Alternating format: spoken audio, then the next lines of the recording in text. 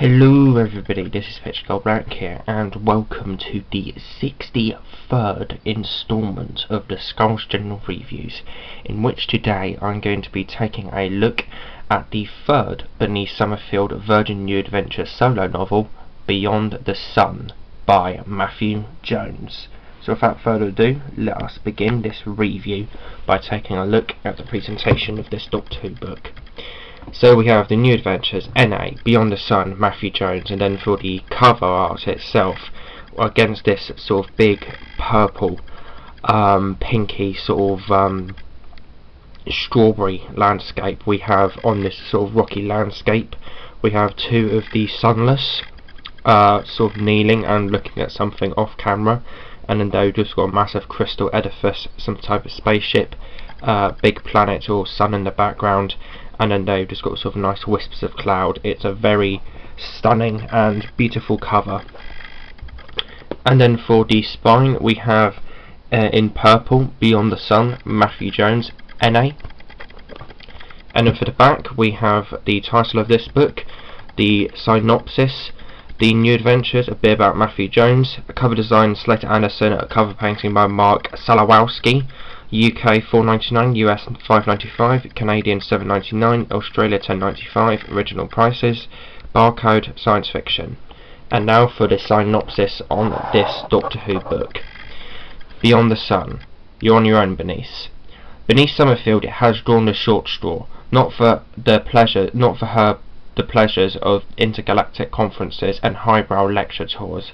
Oh no, she's forced to take two overlooked freshers on their very first dig, and just when it seems anything can't get any worse, her no good ex-husband Jason turns up, claiming that he is in deadly danger. Finally begins to believe his wild claims, but unfortunately only after he has been kidnapped from his hotel room. Feeling guilty, she sets out to rescue him. Well, let's face it, no one else is going to. Her only clue is a dusty artifact that Jason claimed was a part of an ancient and powerful weapon, but Professor Bernice Summerfield, PhD, knows that it's just silly nonsense. She has been an archaeologist long enough to know that lost alien civilizations do not leave their most valuable weapons lying around for any nutter to find, do they? Once again, Bernice is all that stands between Jason and his own mistakes, as she tries to prevent the wrong people acquiring the terrible and somewhat unlikely weapon, a weapon rumoured to have powers beyond the sun. Matthew Jones wrote Bad Therapy, the best new adventure I have read this year, magnificent TV zone, he lives in East London. Then for the interior of this Doctor Who book we have NA, Beyond the Sun, a extract from this book, The New Adventures, Beyond the Sun, Matthew Jones, NA. And then there you've got various copyright guff there, dedications, and there you've got the start of this Doctor Who book. This is a 295 page long Doctor Who book spread across about 10 or about 5 to 6, maybe even 8 of these conversations with the enemy chapters, across 25 main core chapters, as well as an epilogue chapter called Javis Ledaya Amon Papa. And also, as you can see here, the book is also interspliced with diary entries from Bernice Summerfield, which is actually really well done, much better done than the whatchamacallit, Time and Relative by Kim Newman, as it actually shows some scenes of, like, at the end of the diary extract, when it sort of goes from the diary extract into that, like, in a couple places where that happens, the first paragraph after, like, the diary extract ends, it shows Bernice Summerfield and the piece of paper that she was writing her diary on, so it's much more realistic of a diary story, this if that makes sense. And then there you've got coming soon in the Virgin New Adventures, Ship of Fools, Down and Deadfall. I should be reviewing Down sometime soon. That will probably be my let me have a think here, 66th instalment of the Skulls General Reviews, hopefully. Then they've just got the back of the book there, which is blank pages. With the presentation of this Doctor Who book out of the way with, what is the general consensus and my own personal opinions on this Doctor Who book? As for the general consensus of this Bernice Summerfield Virgin New Adventure story, it has an average rating of 3.64 out of 5 on Goodreads, with generally positive reviews with quite a few 4-star and 5-star reviews. Do I agree or disagree with the general consensus? Let us find out in this review.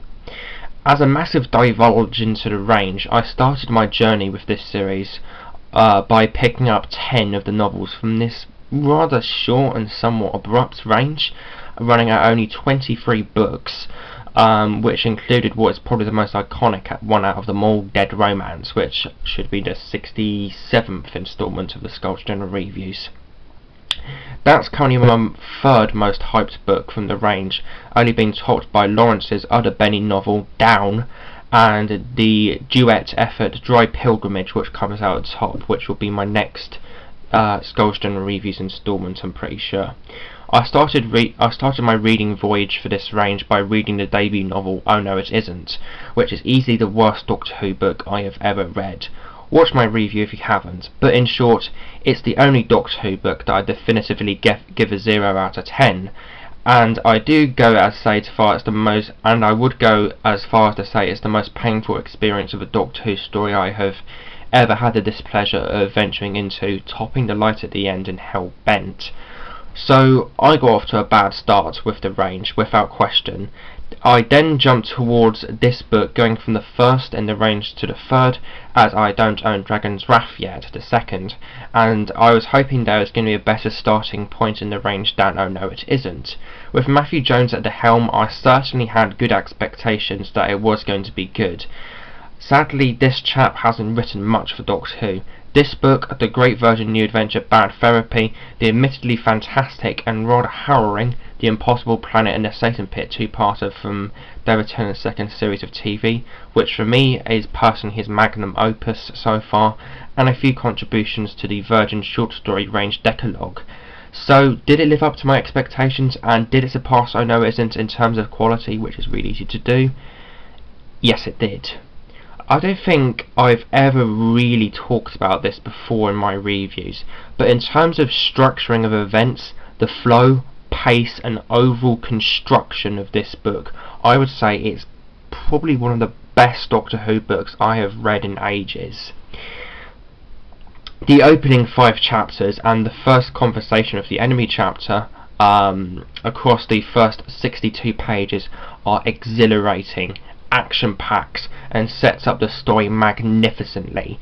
The first has a rather noir and seductive feel to it that across only 7 pages sets up one of the 2 main plots in the book, introduces us to the monsters of the book, the Sunless, and one of the main characters, Kitzinger, and that's the first talking with the enemy, or conversations with the enemy chapter, this one here that I'm talking about. The next few pages introduce us to Bernice Summerfield in this book and her companions Emal and Tamika, Benny of which is being a tutor to these other 2 characters on their very first archaeology trip. At the end of that, with Benny, Emal and Tamika, they get wrapped up in rumours about a weapon that has quote-unquote powers beyond the sun. This leads to a huge, epic, intergalactic, sprawling action scene that ends off these 62 pages out on a bang, with the rather and spooky amazing image ending it all. Page 62, quote, "The image of the cabin of the hoarded ship hitting the atmosphere was fuzzy and distant. In monochrome, the bottom edge of the cabin burnt a grainy white for a few seconds as it cut through the top layers of the atmosphere, and then disappeared. On board the first of the 3 ships, neat lines of pale figures watched the fat of the tiny vessel with lifeless metallic grey eyes." From this point onward, the book slows down quite a bit in terms of the sheer rush of events, allowing it to explore the nooks and crannies of the plot lines it created in the first 62 pages, which involves Bernice and company landing on a planet run by the Sunless, involving many scenes of the citizens obeying and falling to the commanding nature of them, which in turn involves rather bleak and moody scenes of these camps and sections they are kept in, which really did give me Nazi Germany vibes in terms of how it was described, created and presented overall. This more relaxed pace allows us to get to know the characters more, expand upon what Kurtzinger's job is and what her role in the clockwork of the book is.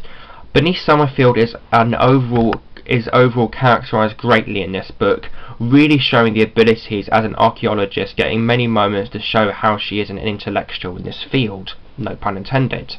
Email and Tamika are also very good characters overall in this book that act as wonderful companions overall. Kurtzinger is another extremely well characterised individual within this book, getting many awesome moments, particularly the opening and the climax of this novel, which are awesome moments for this character, who in turn is an awesome character for this book, playing an extremely significant role in it. The 8 children are also very interesting and unique characters for the book overall that also play a significant role in this book, that I won't detail very much on because I want to leave you guys with the pleasure of experiencing them for yourself, but I'll say that they add a very unique and interesting and fascinating dynamic, as well as a rather compelling fantasy edge to the book. The Sunless are great monsters and villains to have in the book overall. What I really like about them is that Matthew Jones has kept them rather mysterious, not really detailing much at all on them. They are very much prevalent and there, but very much kept in the shadows at the same time in terms of backstories as to what they are and where they come from, very much reminding me of the Slabs from the new series episode Smith and Jones. Even the name, the Sunless, is only left as a suggestion to, as it is hinted at that is only a nickname given to them by other characters in the book. This is an overall great, layered science fiction story with a fantasy twinge that I would say is a much better introduction to the range than Oh No It Isn't, with another 20 or so pages, maybe even 30, explaining Benny's role at the University of Della.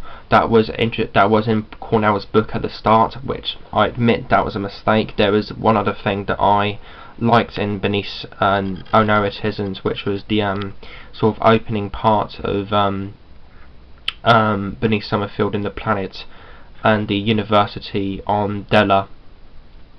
But other than that and these sort of rare moments of drive, those are the only things I liked in this Doctor Who book. So my mistake in that review, there was 2 things that I liked, but still gets a 0 out of 10. Fucking awful book. With another 20 so pages explaining Benny's role at the University of Della, that was in Cornell's book at the start. At the start of this book, it would have been a perfect introductory book to this range. I overall think this is an absolutely fantastic Bernice Summerfield Virgin new adventure, and it is a great starting point for the range, and for me the range is just starting to get better and better, and I'm giving this book by Matthew Jones an overall 8 out of 10.